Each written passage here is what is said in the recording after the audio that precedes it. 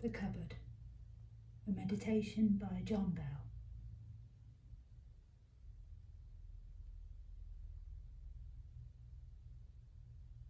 Think of the cupboard. It is in the corner of your house, and you haven't opened it for a long time.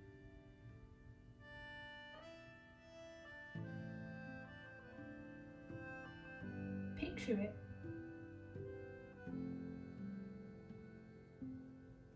The paintwork is old.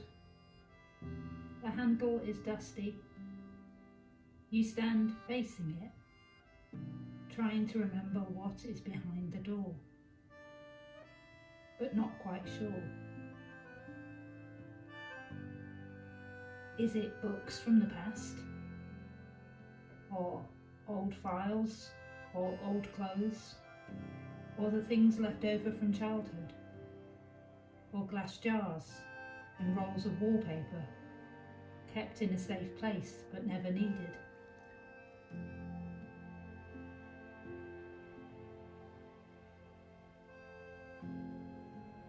Because you cannot quite remember, and because there is time, you stretch out and touch the handle. You open the door.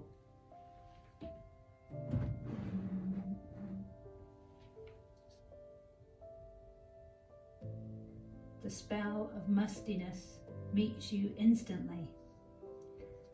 That's the smell you expected, but the sight is different. The shelves are neatly stacked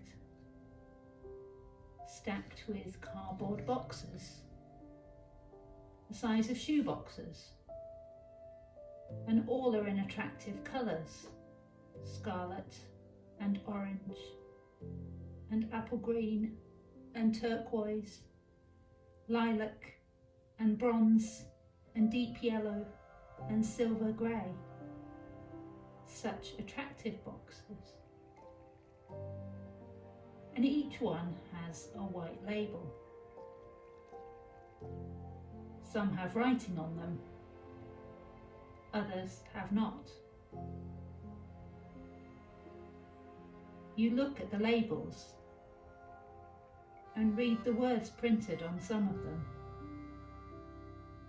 Major disappointments, says one. Broken promises, says another.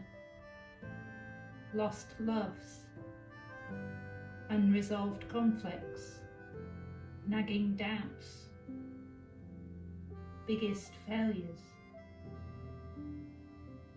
There are more yet as you move your eyes along.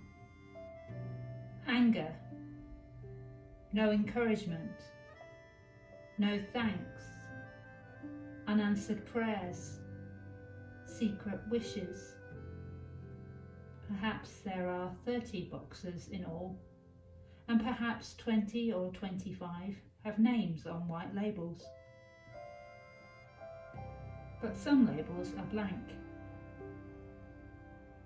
You see resting on the shelf a black ink marker, and you wonder, should you? Then you decide to write some other categories on the blank labels. What will you write? What words will ring bells about who has failed you, or what you fear, or what annoys you? You write. What do you write? Personal hit list, chief regrets, awkward customers, or what? What do you write?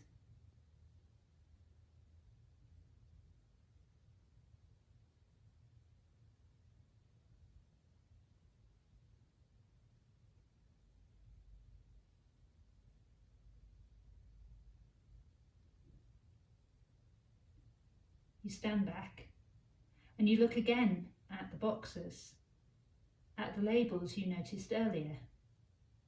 Major disappointments, broken promises, lost loves. unresolved conflicts, nagging doubts, anger, no encouragement, no thanks, secret wishes, and the labels which you wrote yourself.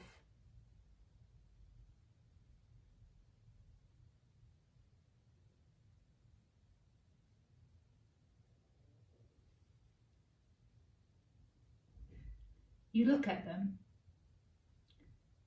and sense a weird attractiveness of it all. Maybe these boxes could be of some use. Maybe letters could be filed in them. Maybe slips of paper, names could be put in them. Maybe.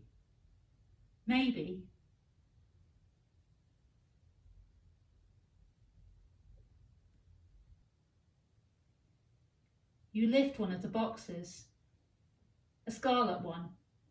It's empty and it's light.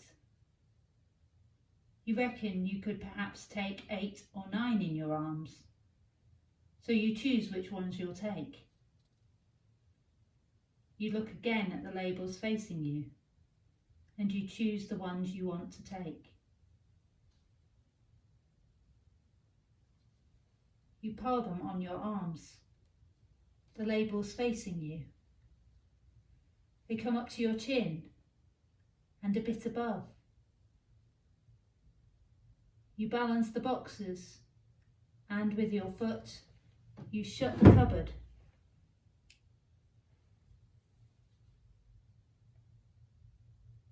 And you're just thinking about where to put your new discoveries when the front doorbell rings. Who could it be? You go to the window and look outside. 3 houses along, nuns are collecting money for charity. But you can't see if it's a nun at your door. You can't see the door. The doorbell rings again. You go to another window. You peer around the boxes and see on the other side of the street a little girl crossing the road. She's running fast. You see her trip. Down she goes, and the tears start, and you want to help her, but you're holding these boxes, and there's someone at the door. You begin to panic. Where will you put them? They're getting heavier now. Awkward to carry. You can't return them to the cupboard because you've shut it. You can't put them in the hall or in the sitting room. What would anyone think if they saw these titles, which so attracted you earlier? The doorbell rings again, and you feel you have to answer it. It might be important. So, in a sweat, you make your way to the door, watching your feet in case you stumble. As you get to it, the bell rings again. Almost in desperation, you say, "It's open." The handle turns and the door swings towards you. But who is standing there you can't see, because the boxes are between you and the stranger. And just as you feel you're going to panic, a warm, reassuring voice says, "I've come to take your boxes away." Then 2 hands touch yours and relieve you of your burden. And you see going away from you the things you were so keen to clutch not so long ago.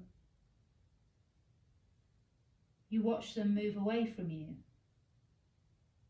The attractive boxes with the curiously attractive titles. The disappointments, the letdowns, the hit list, the poor me's, the chief regrets you've almost come to cherish.